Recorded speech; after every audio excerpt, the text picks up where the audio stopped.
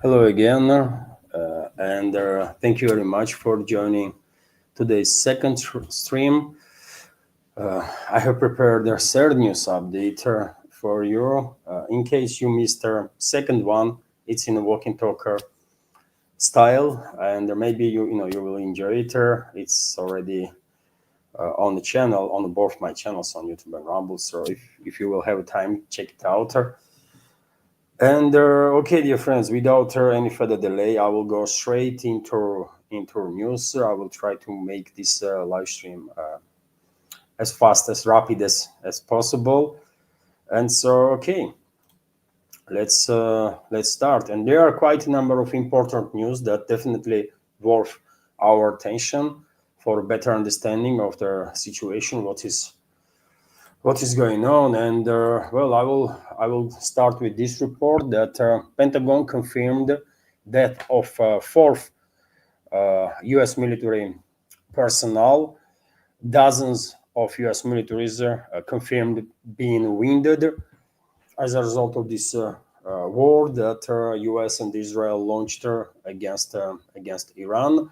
I remind you that Iran claims that as of this morning, according to Iranian sources, U.S. lost more than 550 military personnel killed and wounded.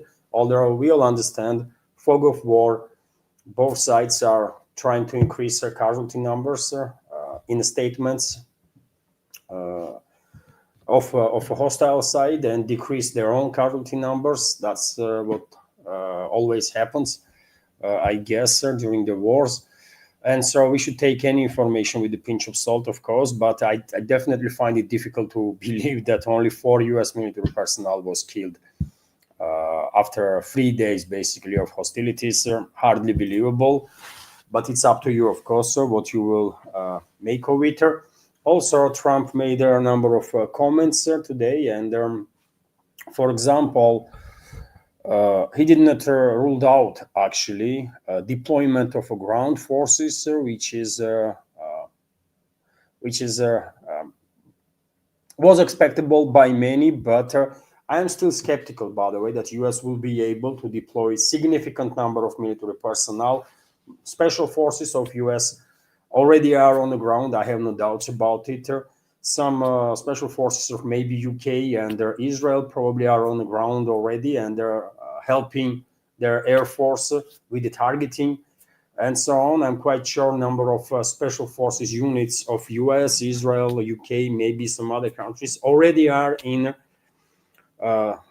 areas of Iran where predominantly Kurdish, for example, minorities are living, or Baluchi minorities. One is a northern western side of Iran, another is a southern eastern side of Iran. But I have doubts that US will be able to deploy tens of thousands or hundreds of thousands of its own troops, because it will take forever, right, before Pentagon will be able to do so.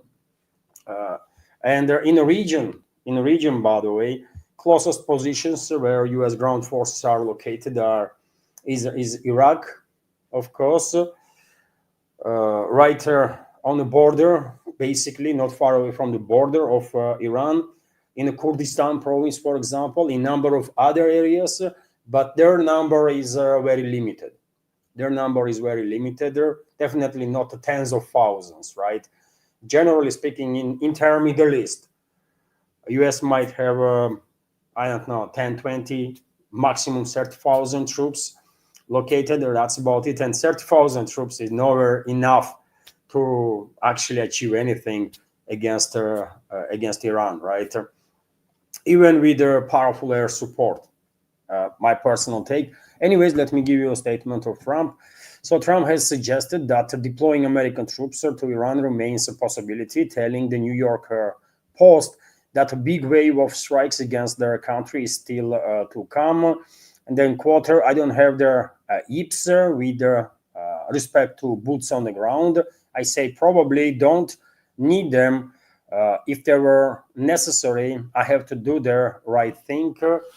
he said so announcement. Hexet also kind of hinted about possible deployment of U.S. troops, but most likely they are kind of in a damage control mode because there is a high probability that one of those U.S. Special Forces units will caught up in a fight with the Iranian troops on the ground. They might be captured. There might be casualties on the ground among U.S. militaries. And well, I guess Washington, White House, and the Pentagon kind of making this statement to then have an opportunity to say that, you know what, we never said that we would not deploy any troops. You see what's going on. Also, dear friends, unfortunately, seems like in some ways my predictions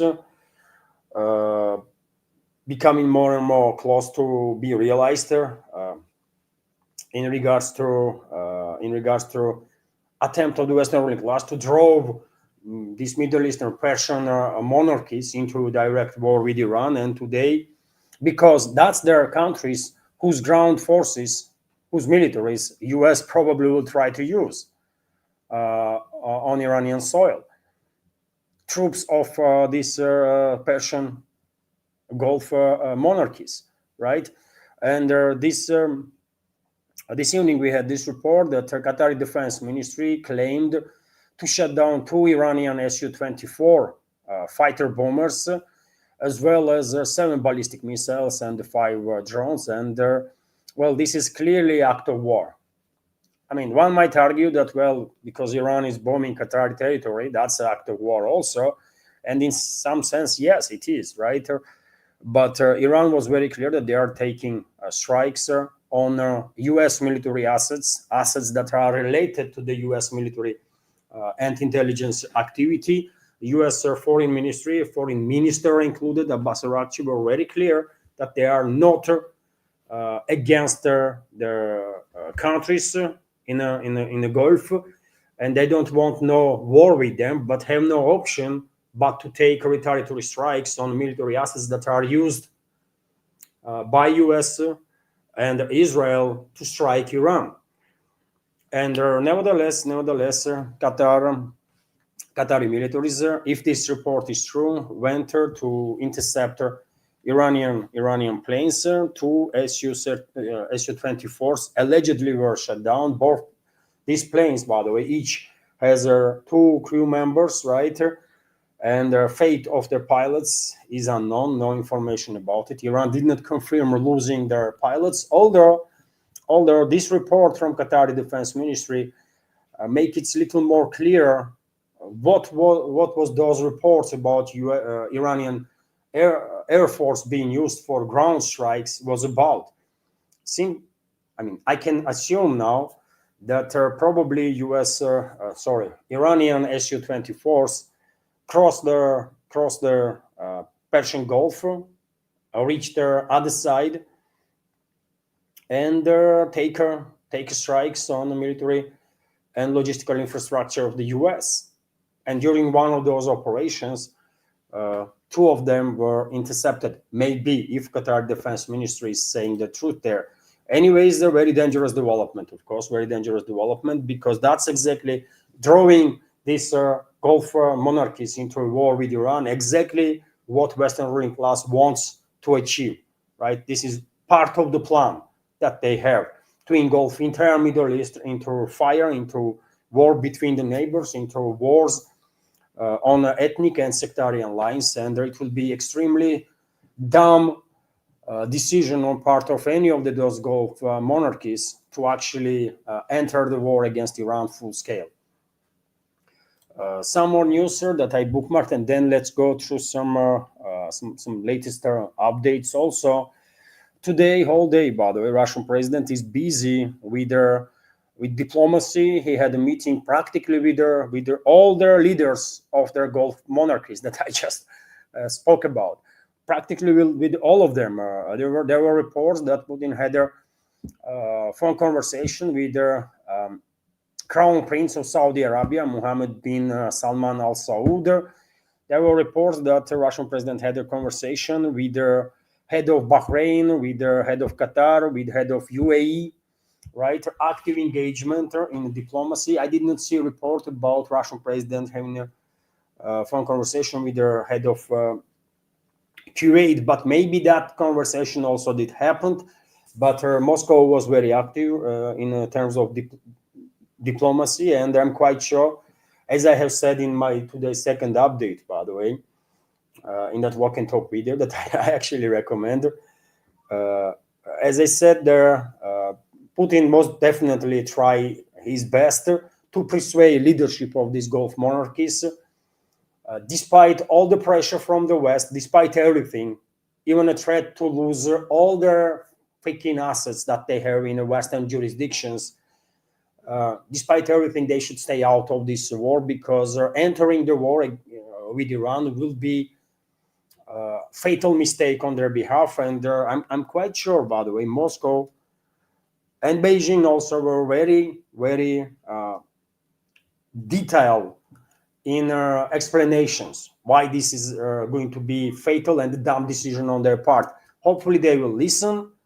Hopefully they will listen. If not, yeah, unfortunately, Western ruling class probably will deal irreversible damage to the region, including those Gulf monarchies. And while the Russian president was very busy engaging with the leadership of Gulf monarchies, Foreign Minister of Iran, Abbas Araghchi, had a conversation with the Chinese Foreign Minister. I remind you, dear friends, that on the same day that US and Israel launched attacks on Iran, Abbas Araghchi had a phone conversation with his Russian colleague, Sergei Lavrov, and now we have reports about talks between Abbas Araghchi and his Chinese colleague. Obviously, Moscow and Beijing are in close contact with Tehran, assisting Tehran in many ways and every ways possible, I will assume, because neither Moscow neither Beijing can afford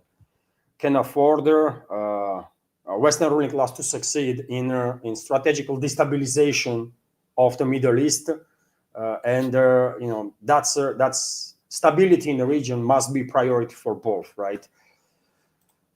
Also, dear friends, in previous days, you probably have seen some video footage from these Gulf monarchies when Iranian drones were targeting, and looked like it was intentional strike on some hotels, right, on some civilian infrastructure.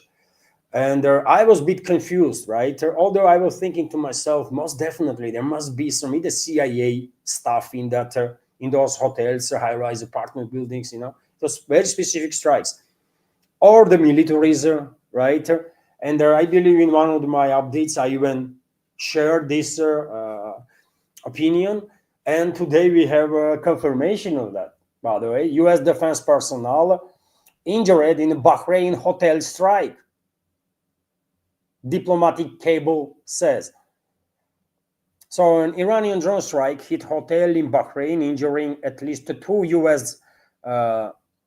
Department of Defense employees, according to State Department cable reviewed by the Washington Post. Information is coming from Washington Post, by the way. So Western media, or we can call it propaganda outlets, whatever, that mostly controlled exactly by CIA and Western elites, right, Western ruling class, they have to acknowledge, basically, and time to time they have to say the truth, isn't it, to maintain any influence over the public opinion. And so they acknowledge that, yes, those hotels, those so-called civilian infrastructure, that civilian infrastructure was used by U.S. Military assets. That's how it is, right? And Iran has every legit right to take action against the enemy military personnel, because they are legit combatants, legit targets, right? That's been said, dear friends. Let's go through a live update from RIA Novosti about the latest on the matter of Iran chapter of the World War III that, in my opinion, has already begun. An advisor to the IRGC commander threatened to burn any ship that attempts to pass through Strait of Hormuz. And already several vessels, by the way, several vessels were targeted in and around Strait of Hormuz. And I believe two vessels are thinking, or maybe already on the bottom of the sea, very much possible. Iran's permanent representative to the UN accused the organization of hypocrisy for its lack of response to the US and Israeli attack. And this is true. I mean, that Iran has every reason to be upset with the UN because it's a clearly war of choice that Israel and US launched. And well, these so-called international institutions, including UN, by the way, are impotent, right? They did not even come up with the strong condemnations, just nothing. And that's why, by the way, I mean, now it seems like since forever we're saying that UN is a joke. UN is just a joke, right? We as a humanity might don't have any better institution that represents this world as of now, but nevertheless, what we have is a joke. And if UN gonna survive, it has to be reformed because this is nonsense, right? This is nonsense. At least 47 people have been killed by US and Israeli strikes on Iran's Isfahan province since the conflict began, Tasnim reports. Also, Aeroflot, Russian avia company, has taken on the responsibility to accommodate Russian tourists in hotels in Dubai. US Central Commander stated or claimed basically that Iran no longer has any of its 11 warships in the Gulf of Oman. Okay, it's up to all of us. Would we believe in this claim of U.S. militaries or not? I have no doubts that U.S. very well capable of sinking, tracking, and targeting and sinking Iranian warships. But did they damage and destroy 11 warships or one warship? I don't know. Almost 60% of US residents expressed their opposition to military action in Iran, according to a poll published by CNN. I already reported earlier, dear friends, that there were some other polls according to which about 75% of Americans were against this war, opposing this war against Iran. So US public is definitely not happy, not in support of this madness and the crime that White House, American ruling class is committing. Question is, will they do anything about it? That's a very serious question because after all, it's their country, right? It's their country. And are Americans willing to do something about their country being hijacked by some freaking psychopaths? Will they try to reclaim the US and actually build the republic as it was founded, or they will just maintain this passive attitude, right? And every now and then will just express their opinion on social network. I don't know. I doubt that majority of your society will actually do anything to reclaim their own country and their say in their own destiny. But I hope I'm wrong on that. I really hope, man. I would love to see US being actually independent state led by true American patriots, right? That would care about their own citizens. With those people, rest of the world, with such a people, adequate people, rest of the world would love to have a business, right? Would love to have a good relationships, but current ruling class in US is goodness me, man. It's something, I don't know, man, out of this world. Also, Pabeda Airline will begin operating repatriation flights from Abu Dhabi and Dubai on March 3rd. Pabeda Airline is a low-coster, Russian low-coster, so they will launch flights to basically evacuate Russian tourists. US and Israel carried out a strike on the port of Jasker in southern Iran. ISNA news agency is reporting, and as a result of this strike, more than 100 fishing barges caught fire, causing injuries. There What else? House Speaker Mike Johnson asserts that U.S. has no plans to occupy Iran or seize its soil. He added that Washington allegedly has no intention of changing the political regime there. What Michael Johnson is even talking about? He should shut up. He should really just keep quiet. Don't say nothing, right? Because I mean, there is enough stupid publicly demonstrated stupidity on behalf of U.S. Ruling class, right? There is no need for additional garbage, really. IDF announced strikes on more than 10 Iranian intelligence ministry headquarters. United States shut down an Iranian ship carrying the Shahid Bagheri Uav in the first hours of the operation, Central Command announced. Well, basically, U.S. is claiming that they destroyed or seriously damaged sort of a drone carrier, not necessarily aircraft carrier, but a drone carrier that Iran's Navy had in its disposal. Could be true, could be not. Yet again, I have no doubts in the capabilities of the U.S. militaries to damage and destroy warships of the enemy, right? In this particular case, Iran. Question is, did they actually succeed or not? And if they did, how many vessels actually were struck or damaged? What is the damage assessment? How many of them were sunk?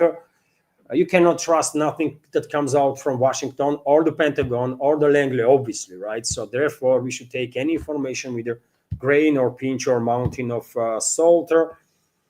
Demonstrations in support of Iran took place outside the U.S. Embassy in Rome, Italy, with about 100 people taking part. 100 people, I mean, really, Italians, come on, man, come on. Only 100 people? Are you serious?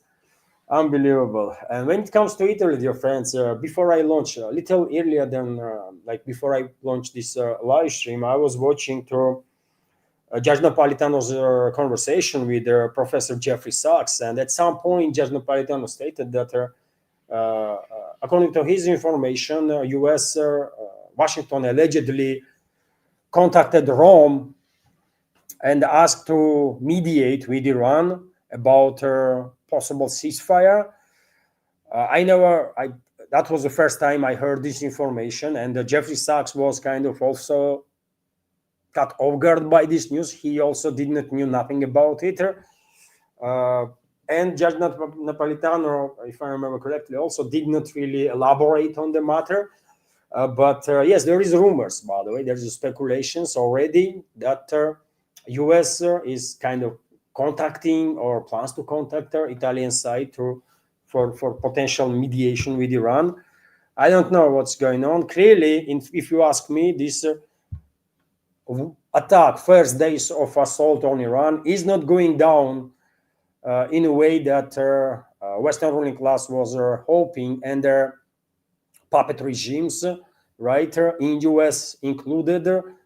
And definitely things are not going in a way that Zionists and Israel leadership was hoping, seems to me, right? Because maybe they were thinking that they're going to conduct this decapitation strike and everything in Iran going to fall apart, but this is clearly not the case. They actually took out almost entire leadership of Iran, but as you can see, state is there, standing strong, still society is united.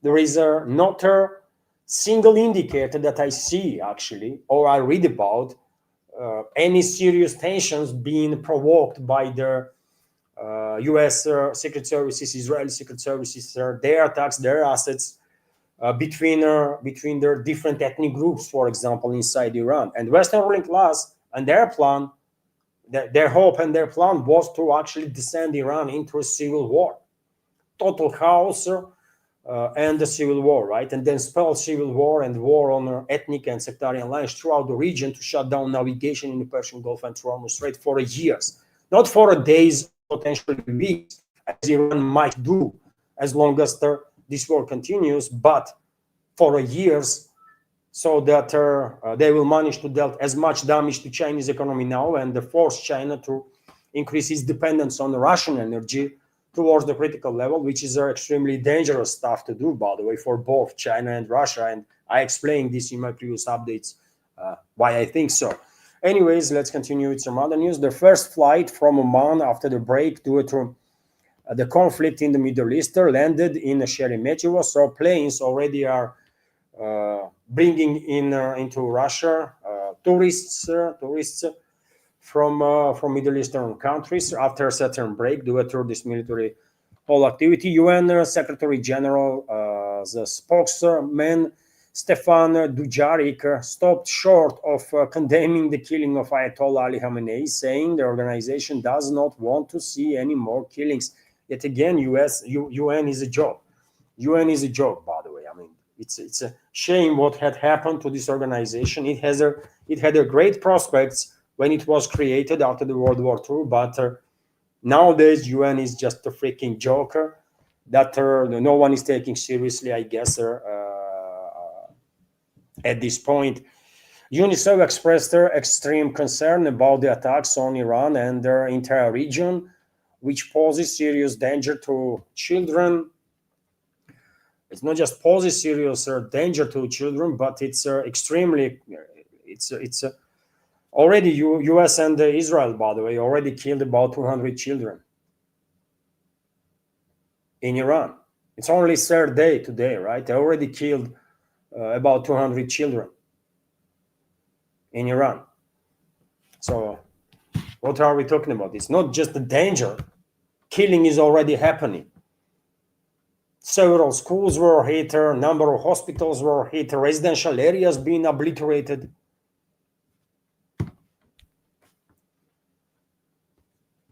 "131 Russians were evacuated from Iran across the border with Azerbaijan," the State Border Service told the RIA Novosti.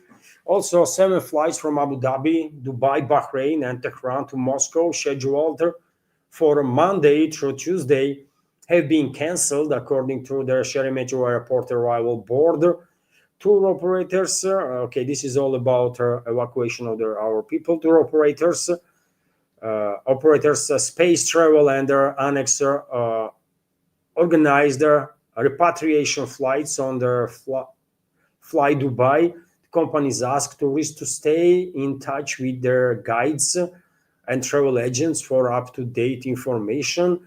Drones attacked the Iraqi Balad Air Base in Salah ad-Din province, where troops of the US-led International Anti-Terror Coalition were previously stationed. The information is originated from Al Jazeera.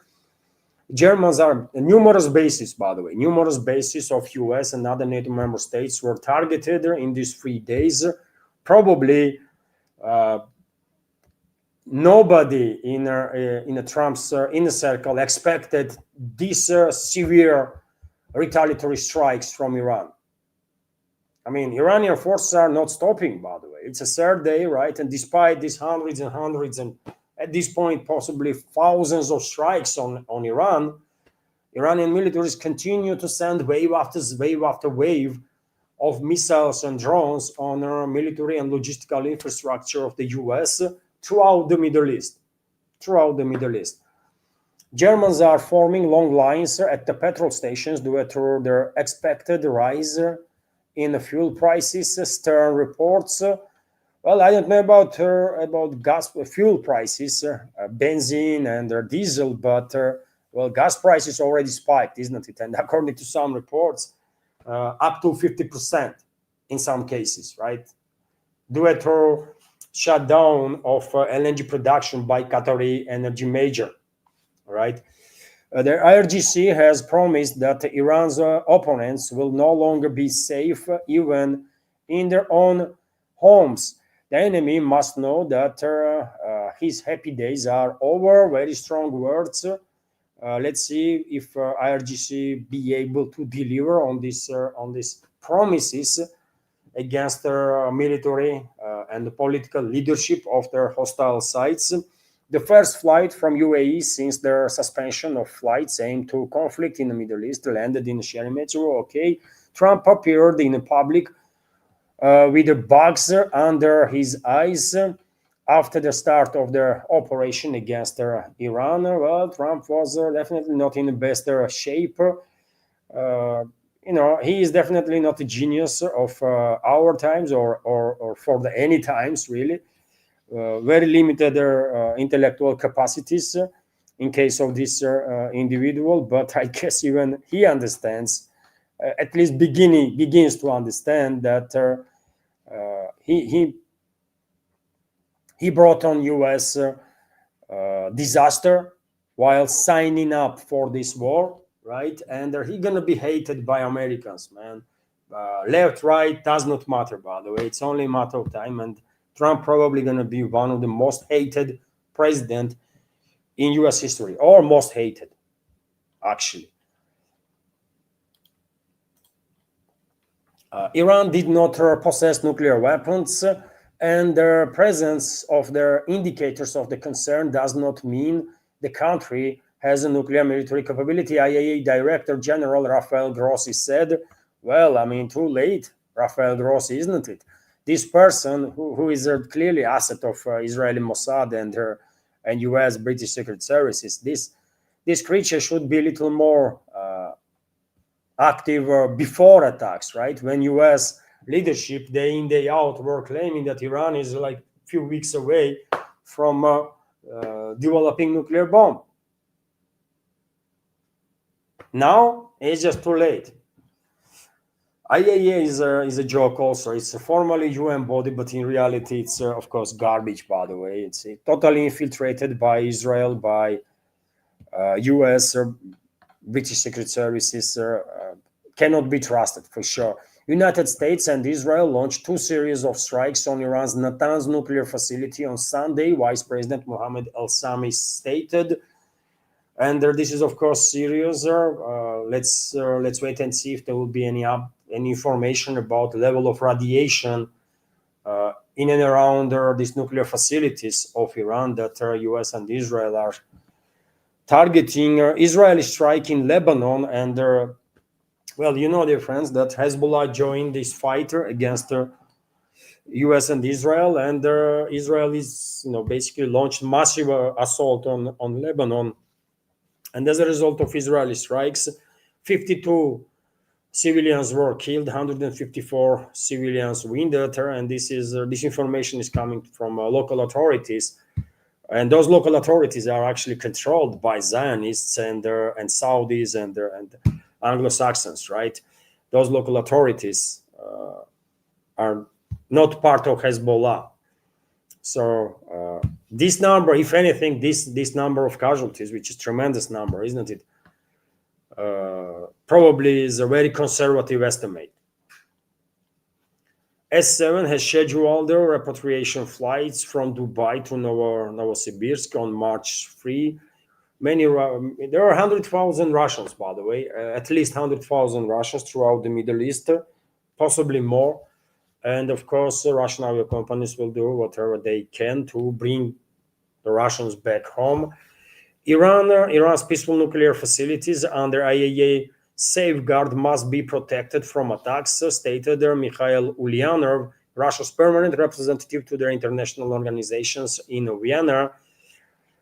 Well, statement is correct one, but does Washington and Tel Aviv care? I don't think so.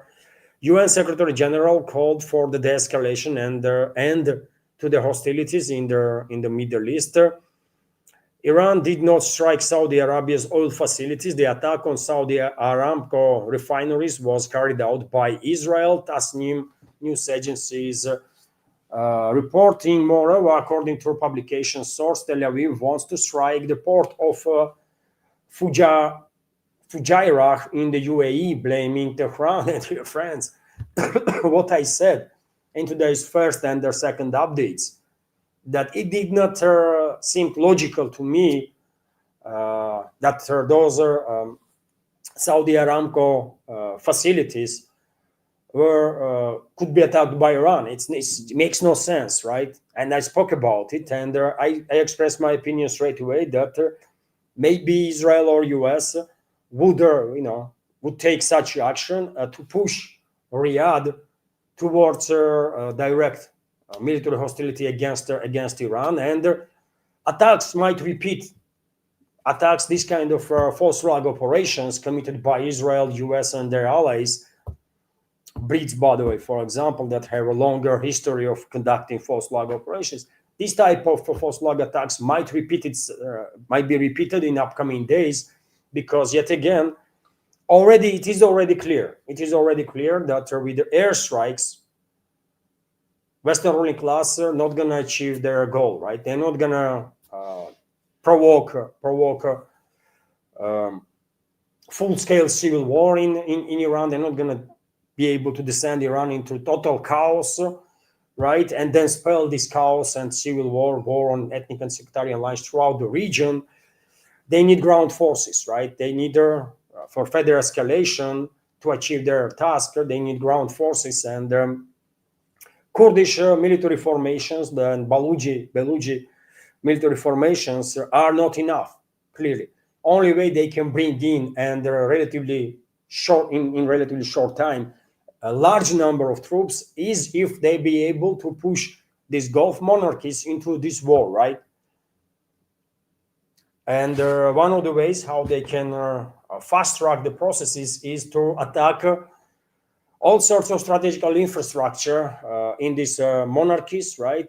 Saudi Arabia, UAE, Kuwait, Bahrain, Qatar, right? Maybe they will attack American, Israeli, British secret services will attack also some members of the royal families there, right?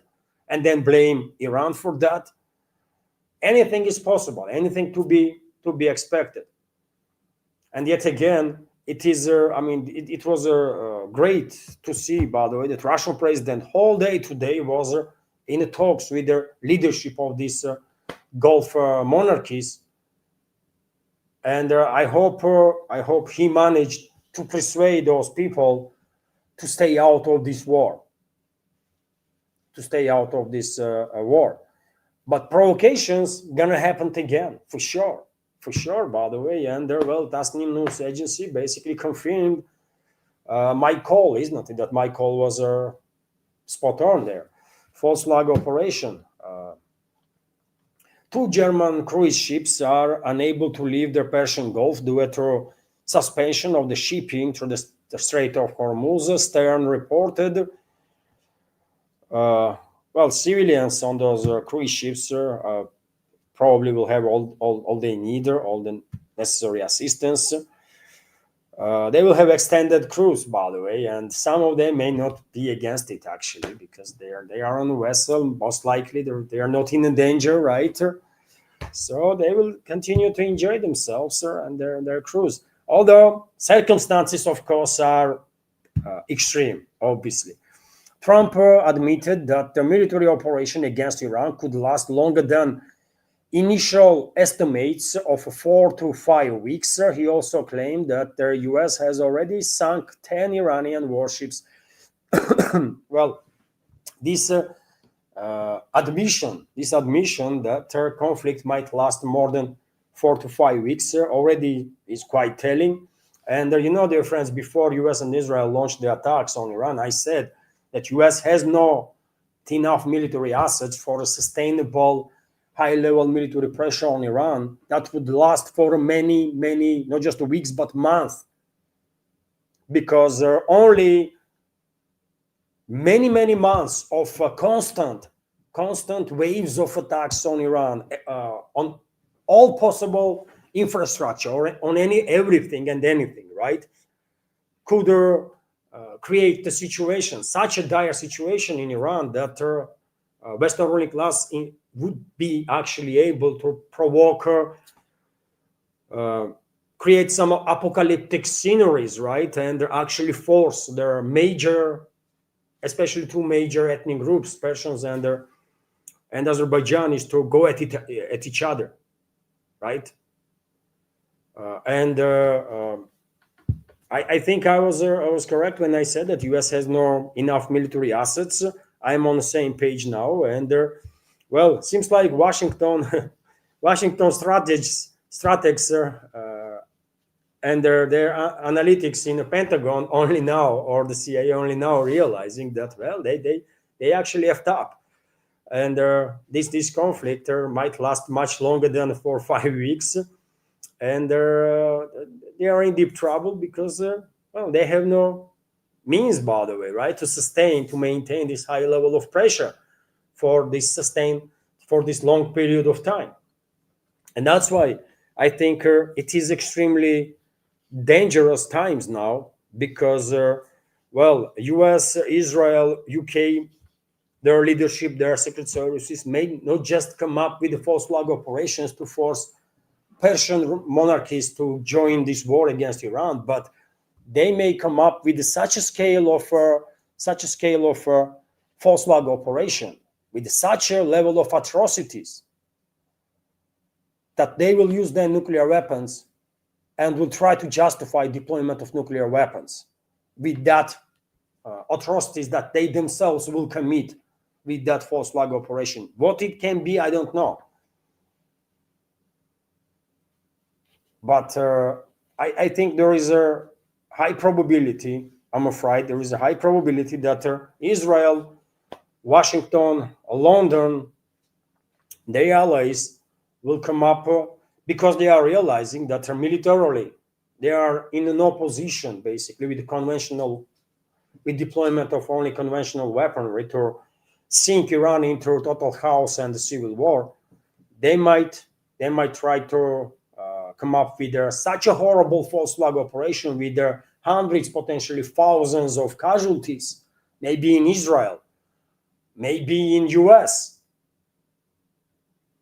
that they will then use nuclear weapons against Iran and will justify deployment of nukes with that atrocity that they themselves committed. I hope I'm clear enough explaining what my vision of the situation, my reading of the situation. So also everybody should be very careful, and there should realize how dangerous the situation is. And dear friends, I said earlier that in order to basically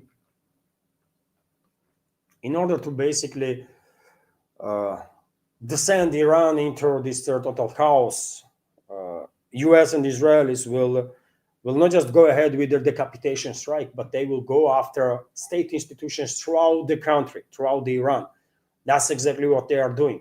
Already reports are coming in that there are numerous attacks on administrative buildings throughout the Iran. There are numerous attacks on the police stations, numerous attacks on medical infrastructure throughout Iran. And you think, and energy infrastructure, obviously, water supply infrastructure, and you think why they are doing this stuff? Exactly to create a chaos and create such an environment in which they will force people to fight with each other for survival. So working this direction already has been started by the US and Israel. This is also something to keep in mind. Trump admitted that, I already said this, isn't it?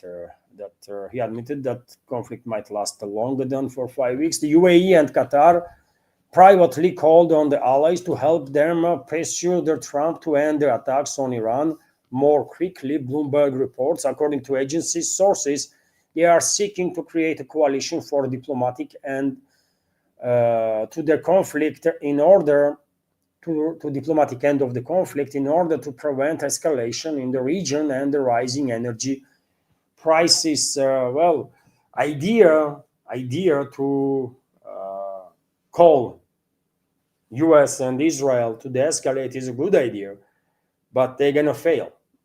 By the way. Western ruling class has no reverse gear. We know Western ruling class has no brakes, so therefore they're not gonna stop. They launched this operation, and they launched this crime. Basically, they began committing this crime, and they're not gonna stop now until their assets, basically US and Israel, will be forced to submission. And I don't think this is happening. So we are in a long war here. in the Middle East. Unfortunately, there is a very high probability that diplomacy will not work because that's what Western ruling class is, man. They don't know what diplomacy is, right? They have no reverse gear, they have no brakes. So how are you going to deal with them?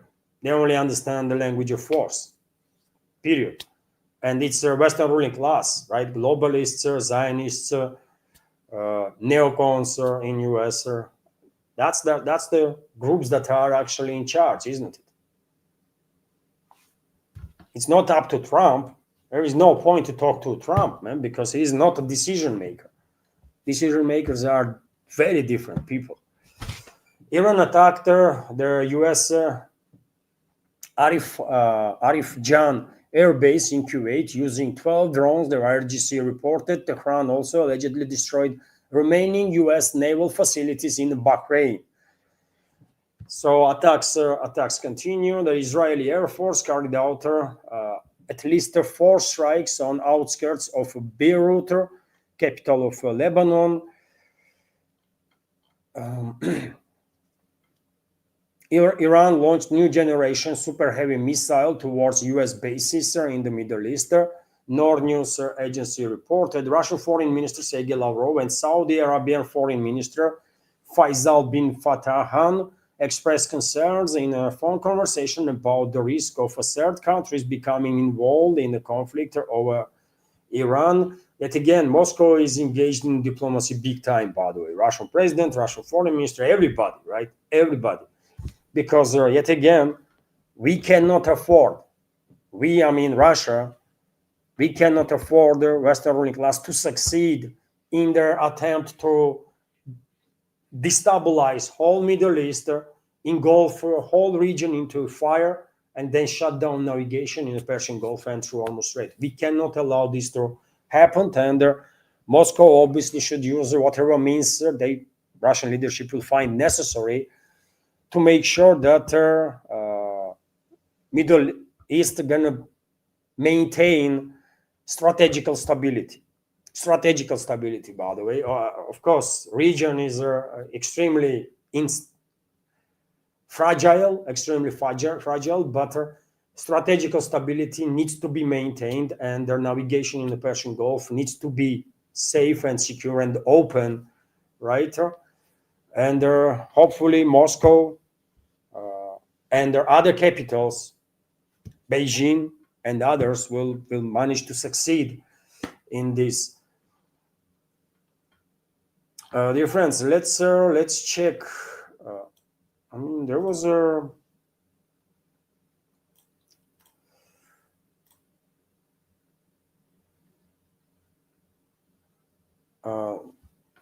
thank you very much, Natalia. Bald Eagle, right?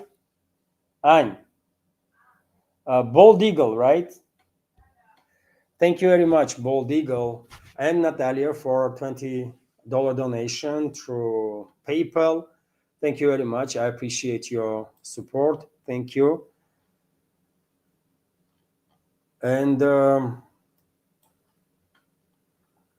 I wanted to highlight donation through PayPal right now. And comment is thank you for the updates, Levan.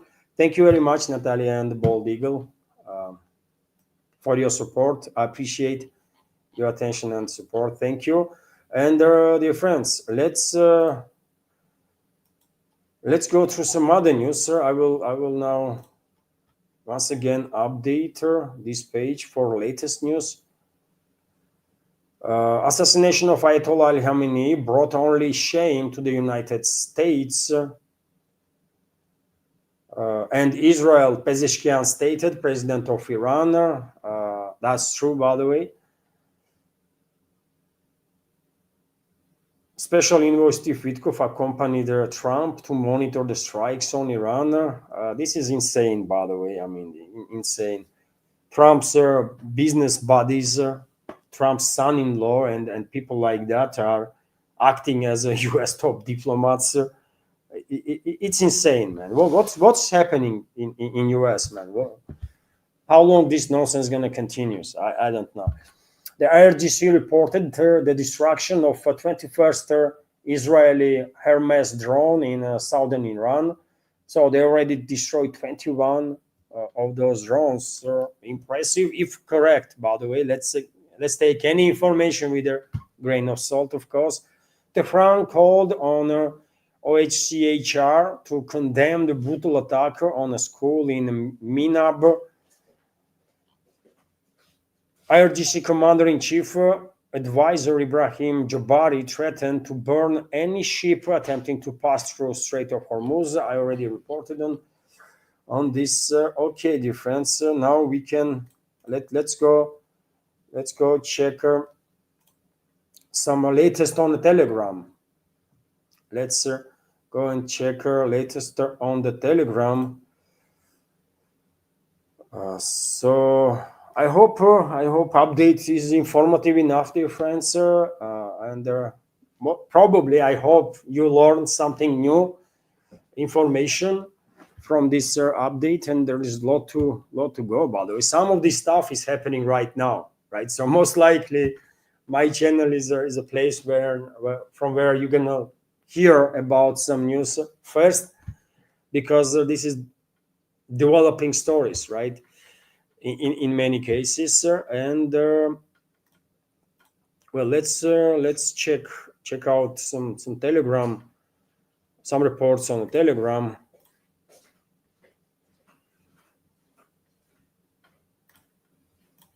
So I was thinking, should I make live stream this late by Moscow time, or not? Maybe that walk and talk video would be enough, but yet again, there's so much is happening that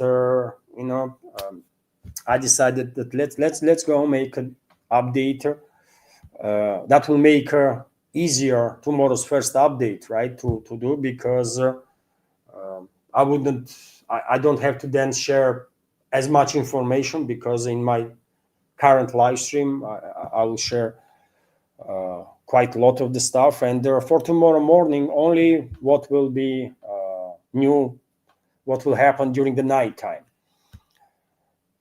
And so, well, let's start with the Telegram, isn't it? And I will start where I ended first live stream. Well, I already mentioned, dear friends, that in Iranian skies, Yak-130 and MiG-29s were spotted.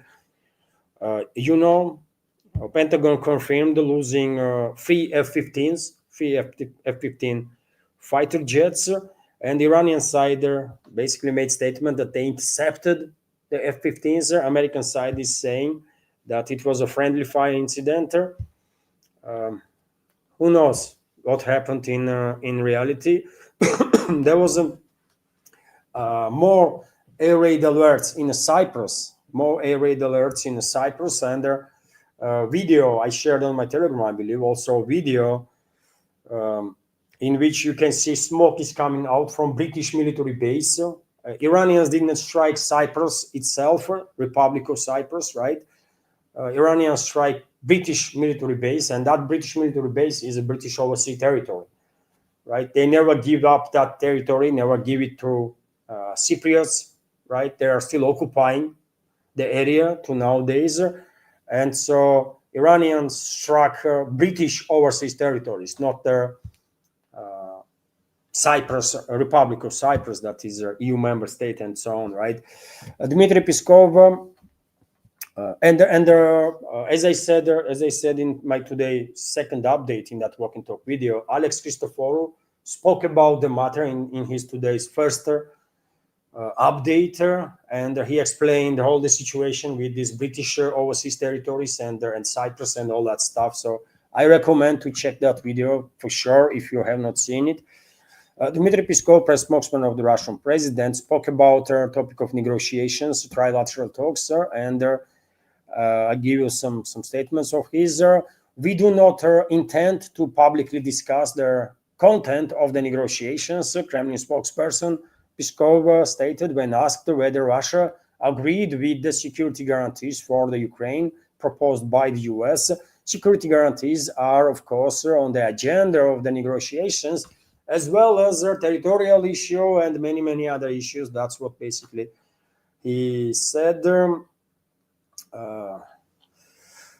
Russian forces liberated Raznikovka and Drobisheva in the DPR, as well as the Krugler in the Kharkov region. Progress of the special military operation. I shared so many news today, by the way, that I cannot tell you now. Did I share this report about progress of the SMO or not? I honestly don't remember at this point. I did share information on my Telegram, though, that's for sure. Also, you can see the French vessel that is on fire was struck in Hormuz Strait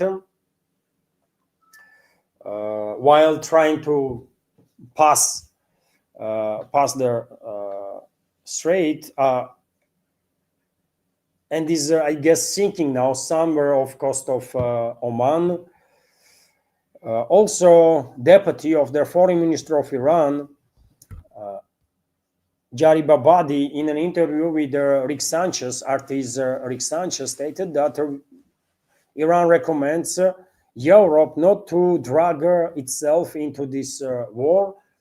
A warning shot from Tehran, basically. This is the video that I mentioned, by the way, from Alex Christoforou. I shared the video on my Telegram and Twitter X pages also.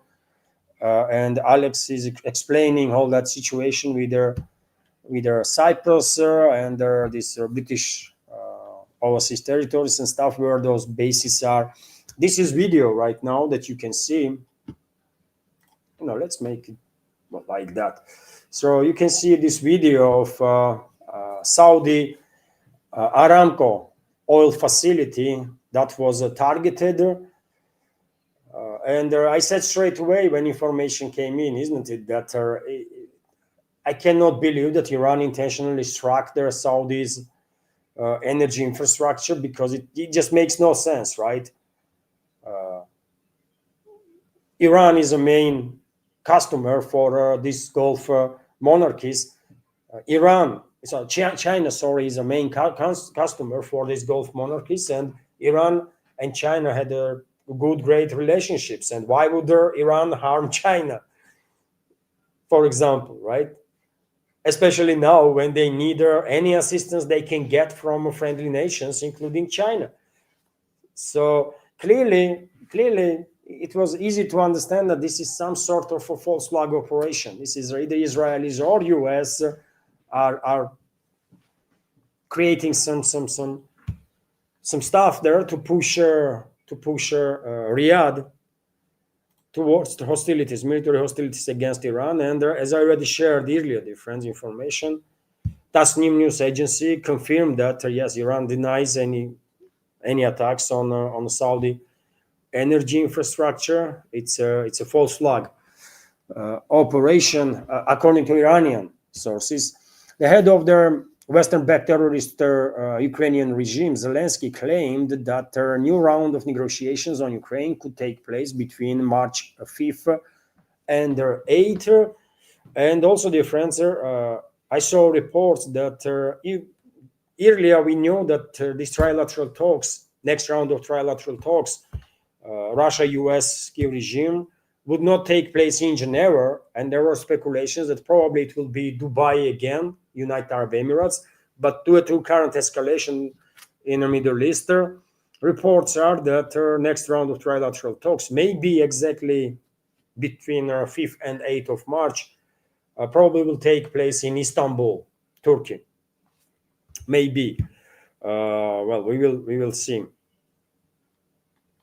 So US confirmed losing 3 F-15s to friendly fire, but I'm not convinced that it was a friendly fire. If it was a one plane, okay.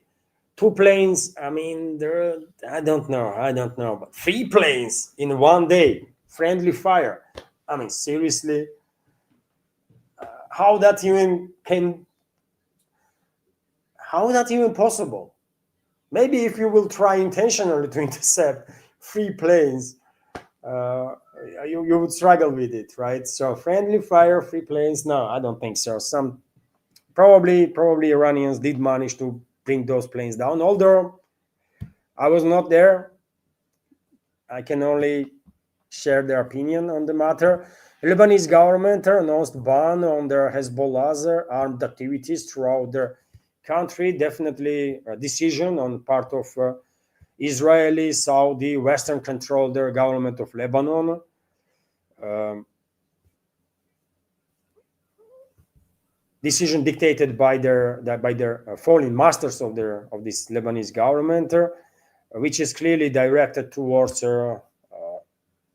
igniting civil war inside the country, basically, right? Because neither Lebanese government, neither Lebanese so-called army that is controlled by who knows whom, by the way, by Israelis, by Saudis, in some ways, by US. None of them are capable actually to do anything with the Hezbollah or to protect people of Lebanon. It's a Hezbollah only protection that Lebanese people have. Weakened Hezbollah, but nevertheless, that's best what Lebanese people have. And as I said, Russian President Vladimir Putin was very busy today. I mean, he's busy every day, but today he was extremely active with diplomacy, talking to all the leaders of the Gulf monarchies, right? And I really hope he managed to persuade those individuals to keep their countries, their militaries out of this war that US and Israel are waging against Iran. And this is the video I mentioned, you friends. You can see smoke on your screen that is coming from their land right there. It's a British military base in Cyprus, in the island of Cyprus, right? So there was a hit, and there was some damage. How serious the damage is anybody's guess, but nevertheless, it was damage. This is this video. In this video, you can see Iranian strike on U.S. military base in Kuwait.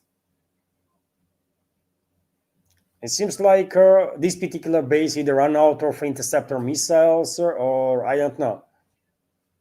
There is no sound of either gunfire towards the drone, no missile launches, nothing. Drone just went in and smashed into this parking area.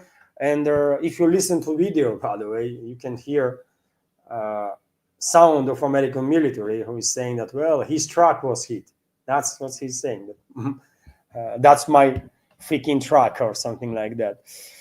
So Qatar Energy stopped LNG production after the attacks on Ras Laffan, Messaid facilities, and this information spiked the prices of gas, by the way, in Europe straight away.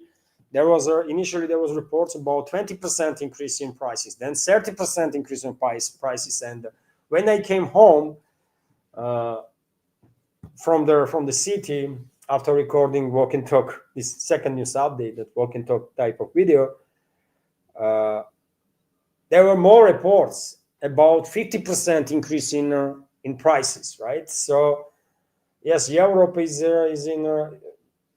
in trouble if export of Qatari LNG will be disrupted for a longer period of time, for several days, even several weeks. Okay, maybe not that big of a deal, but any longer than that, yeah, gonna be something, isn't it? Especially now when the European underground gas storage facilities are practically empty. They need gas, by the way. They need LNG. And I don't think US energy companies are capable of compensating entire volume of LNG that Qatar is deploying to their LNG market, right? I don't think even Australia is capable of that. Also, this is the Walk and Talk video. I posted the link, by the way, on my Telegram. So check out if you have not seen it. Some nice areas, by the way, in that video.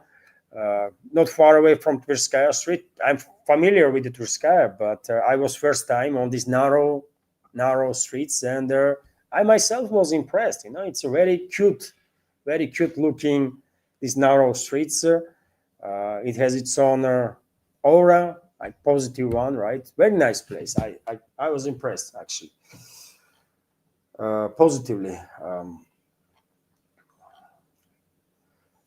Well, Keir Starmer, during his speech in a parliament in UK, stated that well, UK has no plans to attack Iran, but UK, together with Germany and France, will. He said UK, France, and Germany are also prepared to enable US actions to destroy Iran's capability to fire missiles and drones from their source. So Keir Starmer said that they're not going to attack Iran, but they're going to help US to destroy Iranian military capabilities. So that's the involvement. That's the involvement in this war, right? Direct involvement. Any help you provide to US or Israel in this war against Iran will make you party of the war. Period. That's it, man. And UK and Germany and France already are parties of this war. They already provided US with assistance, right? And that's why Iran is targeting military assets of all these countries. And right now, dear friends, Anna just dropped a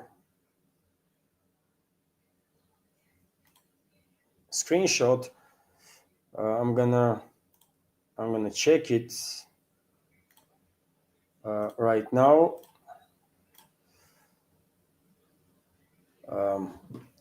Thank you very much, Patrick, for $20 donation through PayPal. And the comment from Patrick is, I'm enjoying your live stream today in Wisconsin. Stay safe. Thank you very much. Thank you very much for your kind words and the donation of $20 through PayPal. Thank you very much, Patrick. I appreciate your support. Thank you. And let's continue. Let's continue, dear friends, with other news. And next is a quite interesting one too. Because well, Ipsos is, of course, this company that is partially, at least, related with the BlackRock company that makes all sorts of studies and so on, right? And Ipsos and Reuters come up with a poll which shows very limited support for the US strikes on Iran. Only 27% of Americans, according to Ipsos and Reuters, say they approve of their operation, while 43% disapprove and 29% remain unsure. Despite a strong backing among the Republicans, 55%, broader sentiment is more skeptical.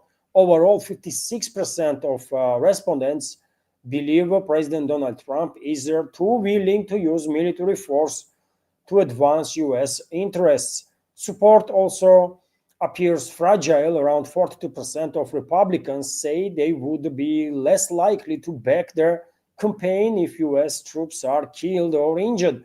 Meanwhile, 45% of Americans say rising gas or oil prices would reduce their support for their strikes. And I wonder what the hell is wrong with those people that are supporting the strikes under whichever circumstances. Iran did not attack US. Iran did not do anything to harm US, right, or US citizens. Anything. So this is purely unprovoked, right? Attack of US and Israel on Iran. This is a war of choice. This is a war crime. And there is a tremendous number of people, by the way. US is a 350 million, right? So we are talking about this percentage is 27 and 29 and this and that. That's a huge number of people. And what's going on, man? How those people can support this crime when you are targeting the country, nation that did nothing to you? Nothing. I don't know, man. If Russia, by the way, tomorrow launches their military aggression against their, I don't know, man, New Zealand, you think what I'm gonna say about it? I will say this is crazy. This is nonsense. What are we doing, man? Are we crazy? That's what my reaction gonna be, man. How on earth I'm gonna support? How on earth I'm gonna support if tomorrow Russian leadership decides that, you know what, New Zealand is developing freaking nuclear weapons or something, right? Maybe a few days and they will have one, and so let's go and freaking bomb it. I will say, no, man, you are crazies, all of you. And I expect similar reaction from people, citizens of other countries, when their government goes and attacks nation for no reason at all, based on absolutely false narratives.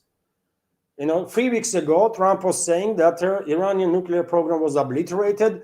In 2025, Tulsi Gabbard, head of US intelligence, stated that they have no information, none whatsoever, that Iran was even working on nuclear weapons. And a few days ago, Trump is coming out, Trump and all the others, days before they launched this military operation, they simultaneously start moving this, pushing this crazy false narrative that Iran is just like few weeks away to build a nuke. What the hell? And no one challenged them, right? It's insane, man. I don't know what is wrong with those people that are supporting these attacks on Iran. They did not do anything against you, guys. How you can support this? Your government went in, your militaries went in, they already killed 200 children. Maybe more by this time. And if you have a heart and soul, man, how you can support this? I don't know.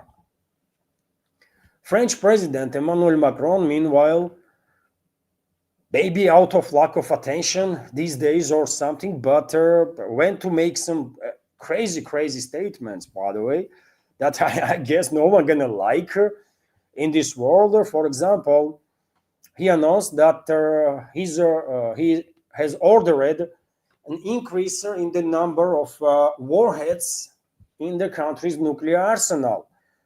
And this is quote here: "We will no longer disclose the size of our nuclear arsenal, unlike in the past."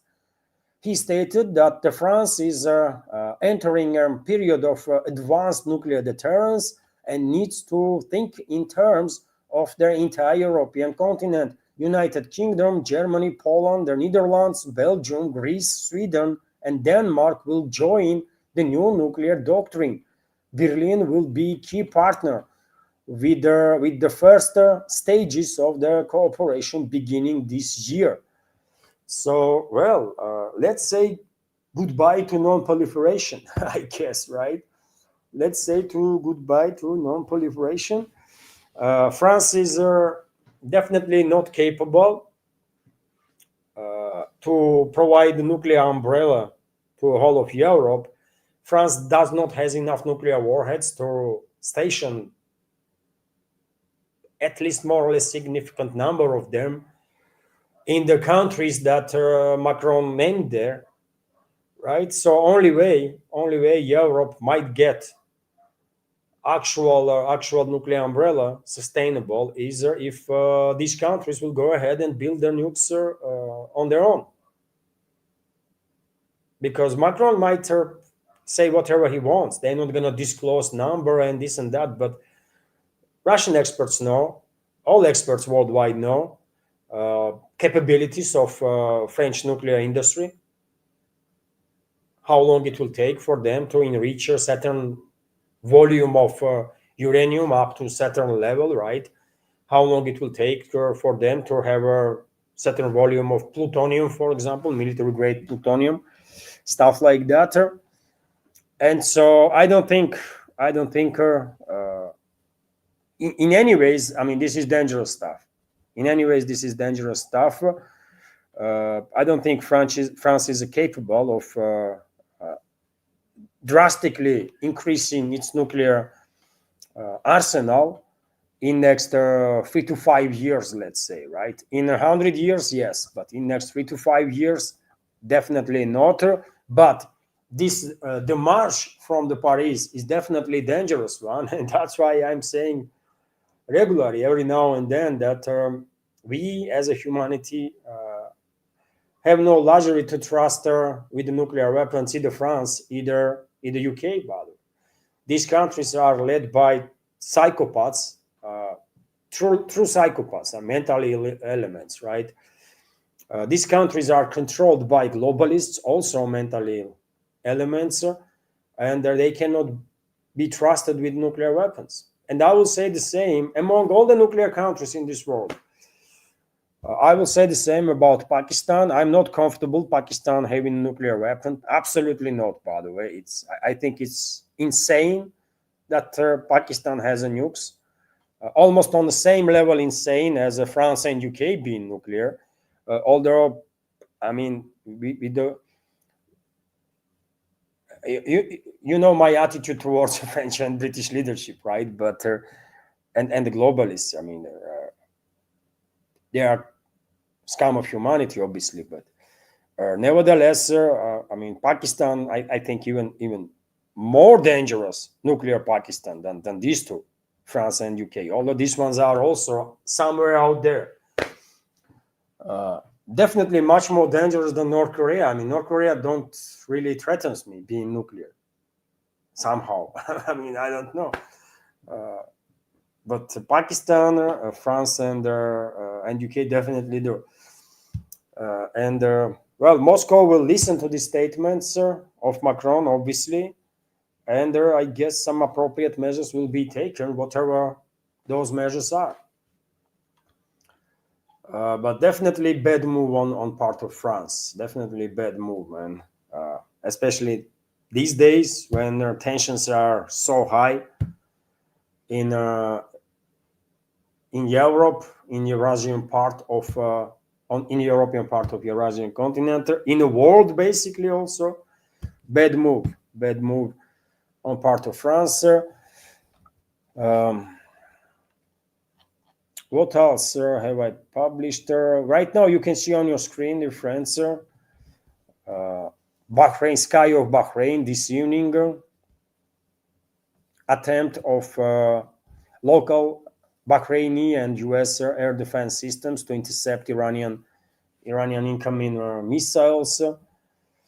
As I said, when Iran continues to strike and strike and strike and strike, I mean, they are clearly demonstrating that this time around, unlike 12-day war, they were actually prepared.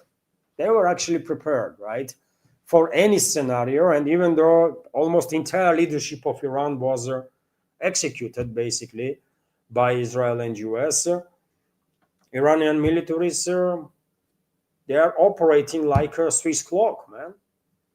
You know?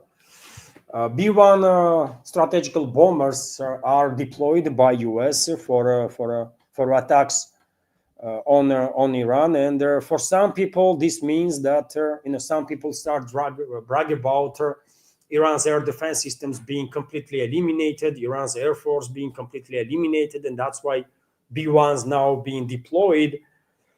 I would not say so, really. I think B-1 bombers being deployed because of their long-range capabilities. Because, by the way, a U.S. Aircraft carrier was targeted, isn't it? By Iranians. Abraham Lincoln was targeted by Iranians. Somewhere off coast of either, I don't know, Somalia, maybe if little closer to Iran, somewhere off coast of Yemen, maybe Oman. And so reports are that Abraham Lincoln moved even further deep into Indian Ocean. So for air wing of Abraham Lincoln, it's going to be even more difficult now to take strikes on Iran. They will need, I guess, to refuel 3 times during the flight. First time when they take off, right? Then somewhere in on their approach to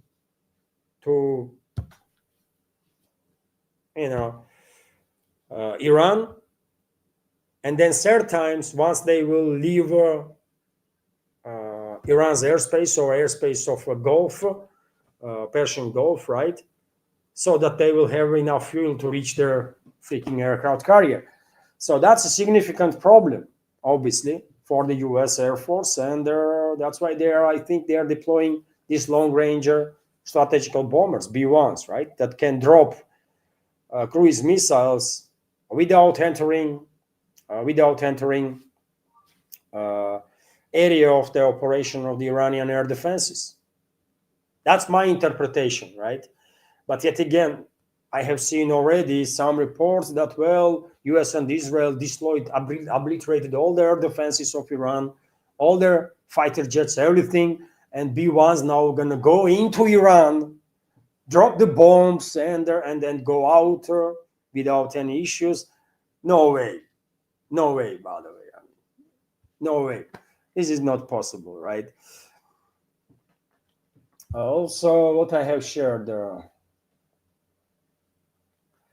yes, I already told the story about this hotel in Bahrain, isn't it? Where US military personnel was wounded. And I have seen already, I mean, in previous days, I have seen some reports, especially in the Western propaganda media, that you see Iranians are targeting civilian targets, striking civilian infrastructure, hotels being targeted, some high-rise apartment buildings, this and that.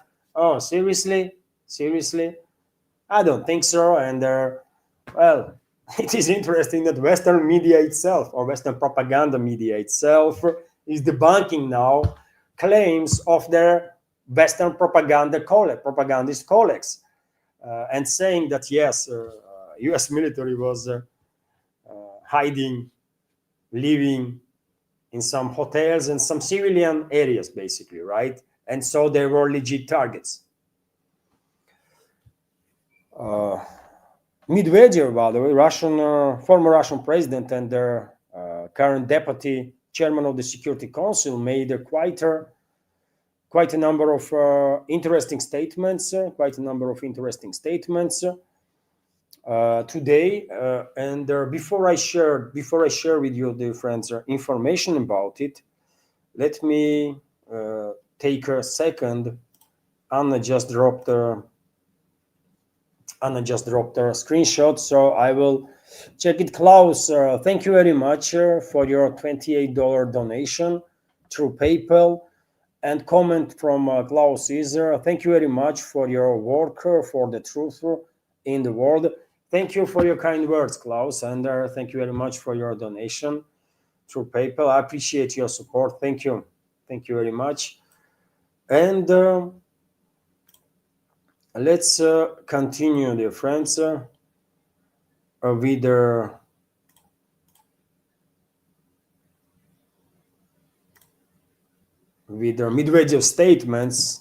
Medvedev statements.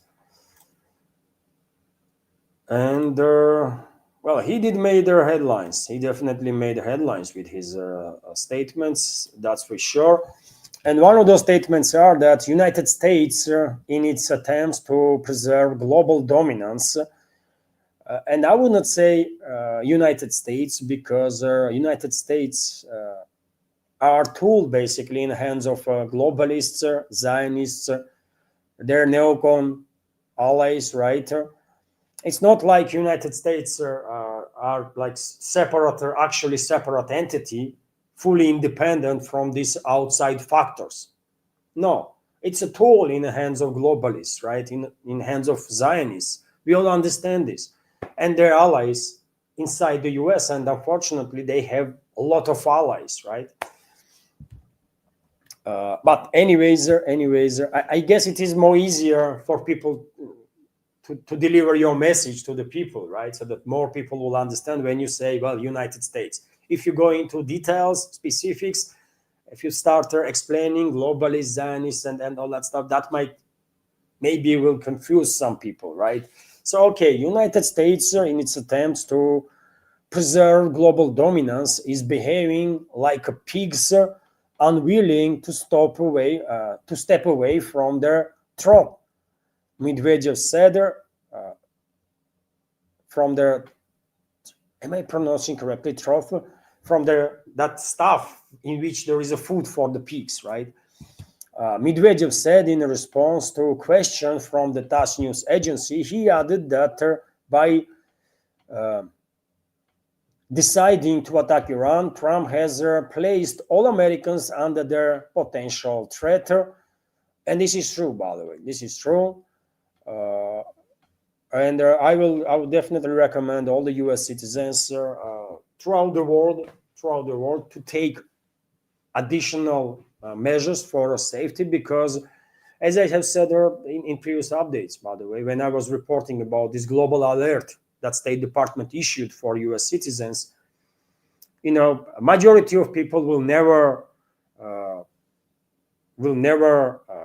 do any crazy stuff, right? If they will hear that this person or that person are U.S. citizens, never, by the way, right? Here in Russia, I don't know other countries, but here in Russia or in Georgia, I know both, right? There is no way, by the way, you're gonna be harassed just because you are American. I mean, of course, morons are everywhere, and there is a probability that if you are a U.S. citizen and come into Russia as a tourist, you're gonna end up face to face with that freaking moron exactly. You have to be very unlucky in that case, right? But chances of that is 1 in I don't know, 140 million. And so, of course, there are different countries, different circumstances. Everything is different throughout the world, and anyways, all U.S. citizens should take a little more civilians, by the way, little more steps to be cautious, because you never know, man. The morons and crazy people are everywhere, right? Everywhere. And there are some people that are so primitive that they will think, oh, Americans, I mean, you are guilty then for everything that your country does, and they might do some shit. There are quite crazy people like that, isn't it? So Trump is Medvedev definitely is on point there, that Trump with his these criminal actions endanger all the U.S. citizens worldwide. This is factually accurate statement, actually, I will say. And dear friends, let's. And when it comes to first part of his statement, when he's basically comparing Trump and his team to pigs, or the actions of the U.S., and that means administration, right? That's my interpretation, at least. Right? When he's comparing administration to pigs, that's quite something. Maybe we have a very strong indicator here that relationships between Kremlin and the White House gonna change and significantly. Maybe, just saying, because Medvedev is kind of too harsh here, right? And after all, he is still official, by the way. He's not just former president of Russia, but he is the current deputy chairman of the Security Council, right? And very harsh words, very strong words from him. And this might be indicator that maybe Moscow actually had enough of nonsense that is coming from Washington. Maybe. We'll find out. In my today's second update, I did share the information, your friends, that the son of former Iranian Shah, Reza Pahlavi, claimed that he is ready to go to Iran whenever possible, and to provoke civil war in Iran between Persians and Azerbaijanis, between different ethnic groups. Basically, one of the ways to push towards the civil war Iranian society is definitely to bring Pahlavi into Iran, because, as I have said many times before in my updates, during the Shah, during the reign of the father of this Iranian, uh, this son of former Iranian Shah. What am I talking about? I'm tired, isn't it? I said some quieter stuff now. During the reign of the father of this son of the Iranian Shah. Come on, man. I'm a little tired. Sorry, dear friends. But so, yes, during the reign of the father of this guy, uh, Tehran was very oppressive towards their ethnic minorities, including Azerbaijanis, by the way, ethnic Azerbaijanis, right? And the presence of Pahlavi clan in Iran not gonna make happy ethnic minorities, not gonna make happy very many Persians either, right? So as a irritant, as one additional irritant for the society in Iran, US might actually bring in Pahlavi if US and its allies will actually manage to establish control over any parts of Iran, right? Either with assistance of Kurdish minority or Baluchi minority, or if they will manage to actually launch actually persuade Gulf monarchies to launch amphibious invading operation into Iran. Not gonna be easy though. Not gonna be easy. So we will see. We will find out. But this personality is definitely, I mean, nobody in Iran. Just nobody. Absolutely nobody. Ali Larijani, secretary of the Iran's Supreme National Security Council, Ali Larijani, stated that Iran, unlike the US, has prepared itself for a long war. And you know what? After 3 days of war, I actually believe that Iran has prepared for this war better than US did. In some ways, right? Better than US did, because despite their quite successful decapitation strike that US and Israel conducted, because of their preparedness of their state institutions in Iran for a long-term confrontation, and measures that they implemented on the ground, Iranian military security services, as you can see, are quite capable to to conduct all sorts of operations against the hostile side without any massive pauses. No matter who is their president, who is their supreme leader, who is defense minister, I mean, militaries and security services are doing the job, right? So definitely Iran took some serious steps to be ready. Right now, you can see on your screen one of the pilots of this intercepted F-15s.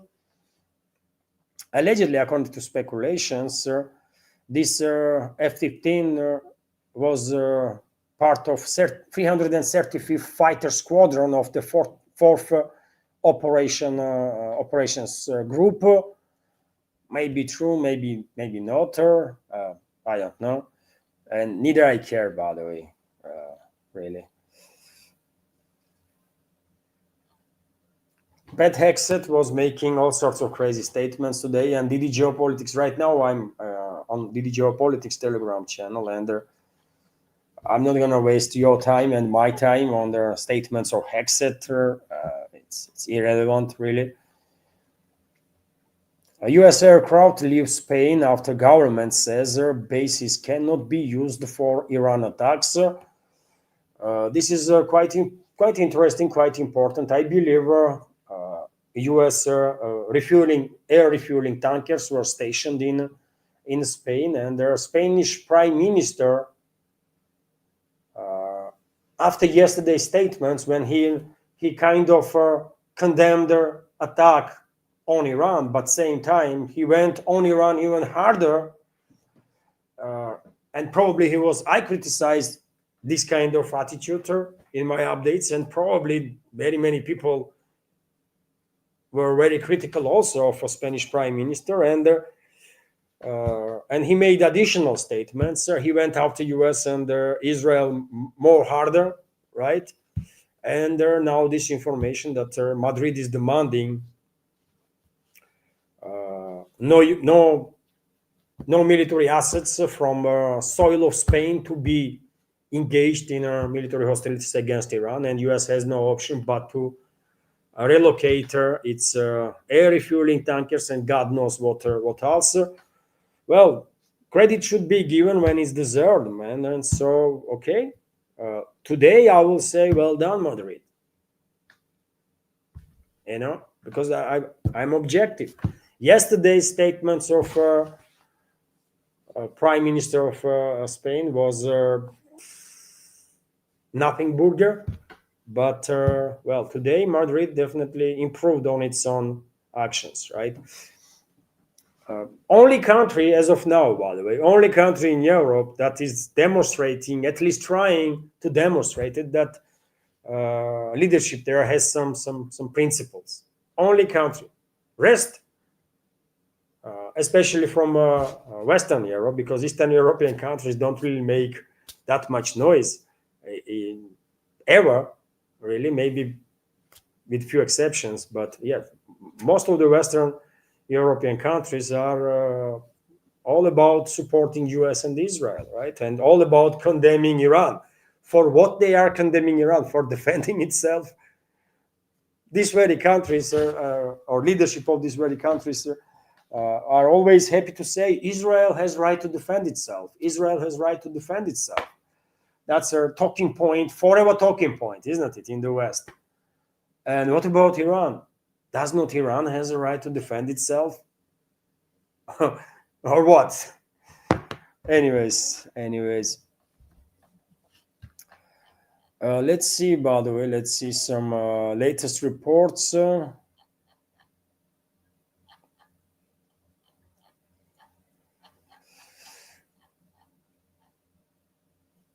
18 US service members seriously wounded during Iran operations, military say. This information is coming from CNN. Yet again, when it comes to information about casualties, or any information during the war, but especially when it comes to casualties, of course, should be taken with a grain of salt.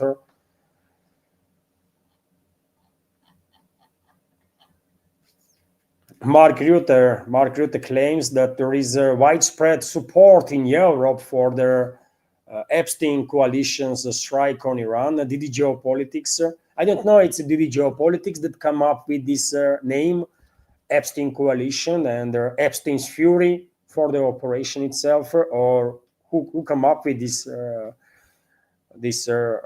call signs, but it works perfectly well. It is Epstein coalition when you think about it, for sure. And looks like it is Epstein's fury too, that operation that US launched. Trump stated that we were surprised by the Tehran's attack on Arab countries. I mean, seriously, did he say that they were surprised in Washington that Iran took strikes on military assets of US in a region? Why would they be surprised? Iranian leadership or public figures were very clear, by the way, on that if Iran is attacked, and if it is a full-out war, then of course Iran will take action against all the US military assets in a region that they can reach. Tehran was very clear on that. I mean, since forever. So why Washington was surprised? I don't know. And yet again, Iran is targeting US military assets. Iran is not targeting military assets of the Gulf monarchies or their state institutions. Iran is only targeting US military assets that happen to be stationed on the territories of those very same Gulf monarchies. Medvedev also went to say, former Russian president and current deputy chairman of the Security Council, that World War III, according to him, has not started yet, but it could begin at any moment if Trump continues on his current course. And well, I have to disagree with Medvedev. I think World War III has actually started. We did not reach yet the point when we will officially start calling it a World War III. Yet again, I mean, when Nazi Germany went on its military went on a killing spree, right, with its military operations, not straight away. People were calling their actions World War II, right? It took quite a while. Then Japan launched the war against US, right, and its allies. It took quite a time before this terminology, World War II, was adopted. And same will happen this time around. But I actually think that World War III has started, because take a look at the proxy war that Western ruling class is waging against Russia. How many countries are in that anti-Russian coalition? 3-4 dozen. 3-4 dozen, by the way, that's a lot of countries. Correct? Now take a look at the Iranian chapter of this World War III, in my understanding. Also dozens of countries. So if this is not it's not a full-out war yet. It's not a full-out war on a global scale. That's for sure, at least for now. And let's hope there will be no full-out war on a global scale. But World War III, I'm afraid, has already started, based on a number of countries that are involved in current geopolitical confrontations, either in a Ukrainian chapter of the conflict or the Iranian chapter. And when it comes to full-out war or total war, I'm afraid, yes, Medvedev on spot on there. Anytime this could be triggered by actions of the Western ruling class, for sure. Medvedev also said the United States, in its attempts to preserve global dominance, I already shared this information when Medvedev compared Western ruling class basically to pigs. Also, he went to say negotiations on Ukraine are not their priority. The priority is a victory in a special military operation and the achievement of all its objectives, Medvedev said, and they're 100%, by the way. I agree with him, 100%, million%. That's how it is. That's how vast majority of us, citizens of Russia, see their situation, right? So 100% agreement there.